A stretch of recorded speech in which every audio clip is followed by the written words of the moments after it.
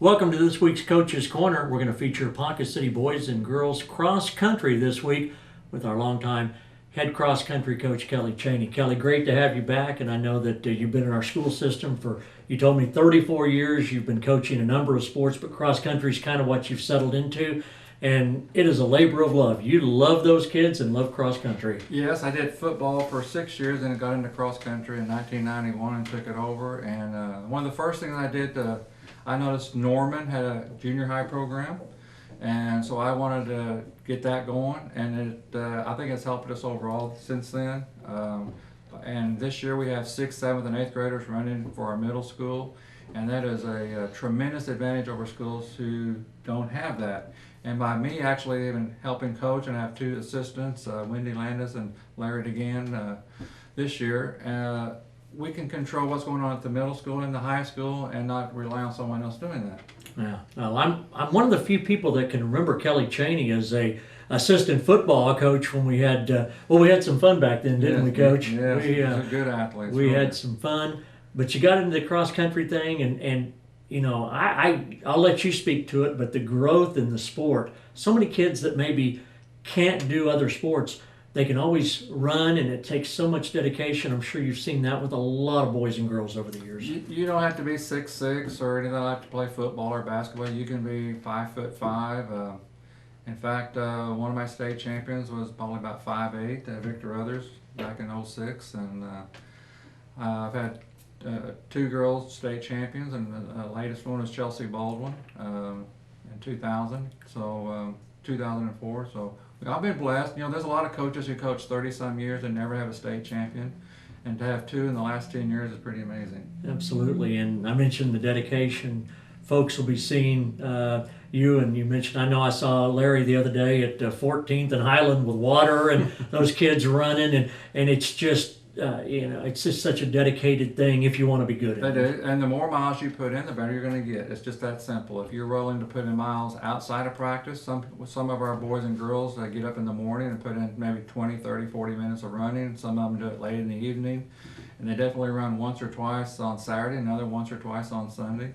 And it's all about logging the miles. You look at any state champion from year to year, the top 10 or 15, it's going to be who logged the most miles. And it's that simple. And our kids like getting out and running. They don't want to run in the parks all the time. It's kind of boring. So to be out and run routes, you might see us going from here to Trout or here to St. Paul's Church or St. Mary's Church, or even on down to Standing Bear statue, or we'll run out towards the West Middle School and the YMCA. So we just go different routes, different places. And they start out in a big group, but they kind of scatter as they go on, and you might see for a mile 3 or 4 kids in different groups running like that, and they're out doing it. And if they're doing that, that's a good thing to be involved in. Our high school usually goes the same route. They all go the same direction, but the middle school may only go half that distance, and then our girls and boys go a little bit more distance. So I like to comment on what we did last week. Well, you went to Enid, right? Yes, at Enid. We didn't run on the old course up north of town. They used to be at Crossland Park. This year at the NLC Golf Course. Very hilly course. Very similar to what the Kansas Jayhawks course or the OSU Jamboree is on. It's very hilly. But we had our middle school boys and middle school girls took first place. I mean, they just cleaned house. And in our boys division, we finished 4th, and the girls division was finished 4th as well. But we left several kids at home because of paperwork problems. They didn't have the necessary paperwork turned in, but now it's all turned in. So I think those placings will be much better this week. But we did have some good performances. Garrison Blanton ran the tough 2-mile course in 11:13, and he was 7th overall. Davis Dickerson finished right behind him. Sam Barron, Michael Corinne, Garrett Coates, and Chris Comer has all been on the varsity. And this week, we should have some other people competing for those same areas. And on the girls' side, we had some basketball players come out. We had Zoe Freeman and Kylie Kubik, along with Mackenzie Berry and Rachel Barron, and Jeneth Cervantes and Zippity Garcia. All was on the varsity team, And so we're getting kids from other sports helping us as well. Well, Garrison Blanton, he's a special runner, isn't he? He had a great year as a sophomore. He's only a junior, and he's got a chance to be in that elite company. He went to the state meet last year and finished in the 70s. But there was 14 teams that qualified, and our team didn't qualify, but individuals can, and he was one of those. And I think this year, I think he'll be in the top 30 or 40. Wow, that's outstanding. For those that maybe aren't as familiar, you have kids qualify much like golf, where they try to shoot a certain score, they try to run a certain time, and that's how you base your that week's varsity team on. That's correct. So whoever has the top 7 times, whether it's varsity or JV, will be on the varsity team next week. You mentioned that you had some JV teams involved there. Did you have any special performances you wanted to mention, Coach? Pretty good.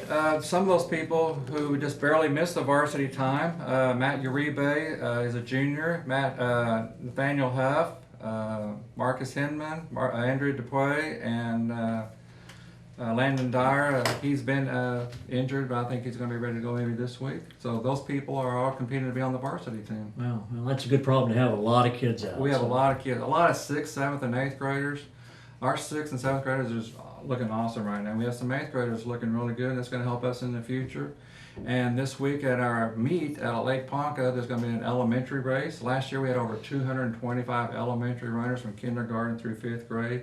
And some of those 5th graders right now have already asked if they could be on the 6th grade team next year. So that elementary race that I put in 20 years ago is making a difference. Wow, outstanding. Okay, now this week on Thursday, Ponca City, their annual cross-country meet will take place out at Lake Ponca. And if you could kind of go through where they're going to run, you've already done all the prelim work to get it all ready. But if folks would like to go out there and root on the Ponca City cross-country teams, give us some information about that. When you go across the new bridge after you pass those duck ponds, when you go across the swimming bridge and the boat docks are on the left, you just keep going around the curve, and it's on the right-hand side of the Marina Road area. And there's going to be several buses there and cars, and you won't have any trouble finding where that's going to be.